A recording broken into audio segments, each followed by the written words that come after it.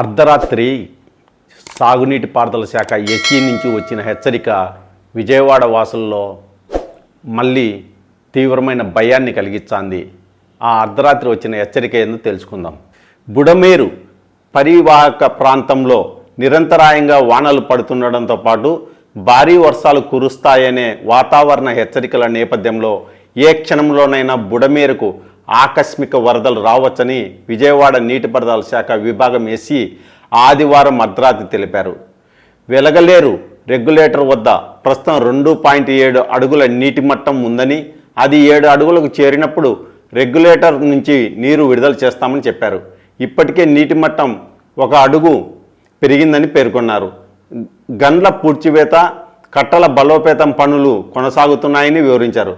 లోతట్టున ఉన్న ఏలప్రోలు, రాయనపాడు, గొల్లపూడి, జక్కంపూడి కాలనీ, అజిత్ సింగ్ నగర్, గుణదల, రామవరప్పాడు తదితర ప్రాంతాలు ముంపు బారిన పడే అవకాశం ఉందని, తక్షణమే ఆయా ప్రాంతాల ప్రజల్ని అప్రమత్తం చేయాలని, సురక్షిత ప్రాంతాలకు తరలించాలని అధికారులను కోరారు. ఇది అర్ధరాత్రి ప్రకటన. ఆ టైంలో వచ్చే వాళ్ళు ఏ సావు సావాలా, అది ఎంతమందికి తెలుస్తుంది? మనకు ఈ ప్రకటన జారీ వెనక ఉండే ఉద్దేశాన్ని అర్థం చేసుకోవాలి మనం. ఎట్లా అంటే, మొన్న విజయవాడను వరద ముంచెత్తింది. ఒక 4-5 రోజులు వరదలోనే ఈ కాలనీ వాసులంతా ఉన్నారు.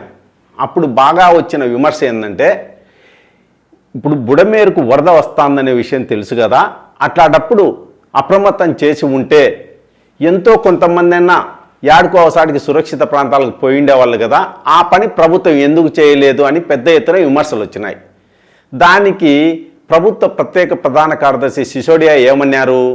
మాకు ముందే తెలుసు వరద వస్తుందని, అయితే 2 లక్షల మందిని సురక్షిత ప్రాంతాలకు తరలించడం అసాధ్యం కాబట్టి మేమెవరికి చెప్పలేదు అన్నాడు. అంతేకాదు, ఇప్పుడు మనము ప్రజలకు చెప్పినా కూడా సురక్షిత ప్రాంతాలకు పోవాలని, ఇట్లాంటివన్నీ మీరు హెచ్చరికలు చేయడం మామూలే, అవి వానలు వచ్చేది లేదు, వరదలు వచ్చేది లేదు అని వాళ్ళు ఎక్కడికి కదలరు అని ఆయన సెలవు ఇచ్చినాడు. సిసోడియా కామెంట్స్ ప్రభుత్వానికి మరింత చెడ్డ పేరు తీసుకొచ్చినాయి. ఇంత బాధ్యతారాహిత్యమా అనే విమర్శ బలంగా వినిపించింది. అందుకే ప్రభుత్వం ఏం చేసింది? గత అర్ధరాత్రి ప్రకటన ఇచ్చింది. ఈ ప్రకటన, అయ్యా బుడమేరుకు మళ్ళీ వరద వచ్చింది, మీరంతా జాగ్రత్తగా ఉండాలా, సురక్షిత ప్రాంతాలకు పోండి అని చెప్పింది.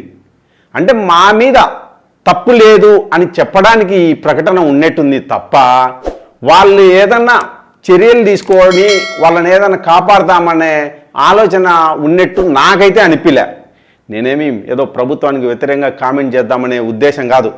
ఒక బాధితుడిగా ఆడ ఎవరైనా ఉంటే అలాంటి ఆలోచనే కలుగుతుంది అనేది నా అభిప్రాయం. ఒకసారి అందరూ ఆలోచించాలా. ఇప్పుడు సరే, వాళ్ళు ప్రకటన ఇచ్చినారు, నేను కనుక్కున్నా ఏమన్నా ఆ నుంచి కదిలినారా అని. అర్ధరాత్రి వాళ్ళు హెచ్చరిక చేసినారు కదా, ఇంకా మీరు పోండి ఆడికన్నా సురక్షిత ప్రాంతాలకు, ఇంకా వరద వచ్చే అవకాశం ఉంది, ఏ క్షణమైనా బుడమేరు నుంచి వరద వచ్చాది అని చెప్పిన తర్వాత ఏమన్నా పోయినారా అంటే ఏ ఒక్కరు ఆ నుంచి కదలలేదంట. యాడికి పోతావు? ఎట్లా నిండా మునిగినాము, ఇంక ఇప్పుడు మళ్ళీ వరద వచ్చే కొత్తగా నష్టపోయేది ఏముంది అని ఆ ఇళ్లలోనే ఆ వాసనతోనే, ఆ కుళ్ళిపోయిన దుర్గంధం వస్తుండే వాసనతోనే ప్రజలు గడుపుతున్నారని మనకు స్థానికులు చెప్పిన సమాచారం. ఇంక ఏం చేస్తారు? ఇప్పుడు అంతా నష్టపోయినాక కొత్తగా ఇప్పుడు నష్టపోయేది ఏముంటుంది? ఇప్పుడు వాళ్ళు తీవ్రంగా నష్టపోయినారు. ఇంట్లో ఏ ఒక్క సామాను కూడా వాళ్లకు పనికొచ్చేదిగా లేదంట. అన్ని కొత్తవి కొనాల్సిందే. కొత్తవి కొనడానికి వాళ్ళ దగ్గర లెక్క లేకపోయా. వాళ్ళ సావు ఎట్టుందంటే, దీనికంటే ప్రాణాలు ఓటుకోవడం మేలురా అన్న పరిస్థితుల్లో వాళ్ళు ఉన్నారు.